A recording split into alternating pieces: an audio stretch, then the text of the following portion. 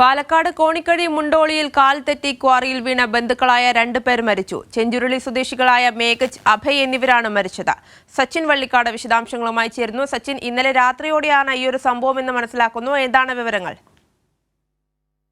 ആര്യ, ഇന്നലെ രാത്രി 10:30ഓടെയാണ് ഇത്തരത്തിലൊരു ദാരുണമായ സംഭവം നടന്നത്.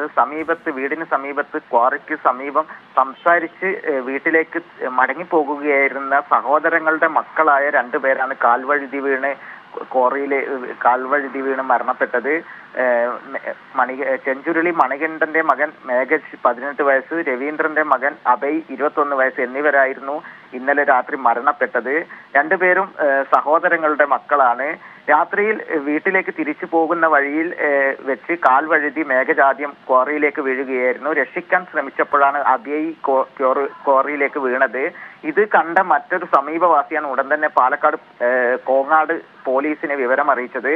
പോലീസും അതുപോലെ തന്നെ അഗ്നിരക്ഷാ സേനയും എത്തി തിരച്ചിൽ നടത്തി. ആദ്യം മേഘജിന്റെയും പിന്നീട് 1 മണിയോടുകൂടെ അഭയുടെയും മൃതദേഹം കണ്ടെടുക്കുകയായിരുന്നു. പുലാപ്പറ്റ NKM സ്കൂളിലെ +2 കഴിഞ്ഞ വിദ്യാർത്ഥിയാണ് മേഘജ്. നെഹ്റു കോളേജിലെ 2ാം വർഷ ഡിഗ്രി വിദ്യാർത്ഥിയാണ് അഭയ്.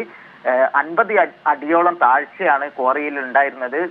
കഴിഞ്ഞ ദിവസങ്ങളിൽ പെയ്ത മഴയെ തുടർന്ന് നല്ല രീതിയിലുള്ള വെള്ളവും ക്വാറിയിൽ വർദ്ധിച്ചിരുന്നു.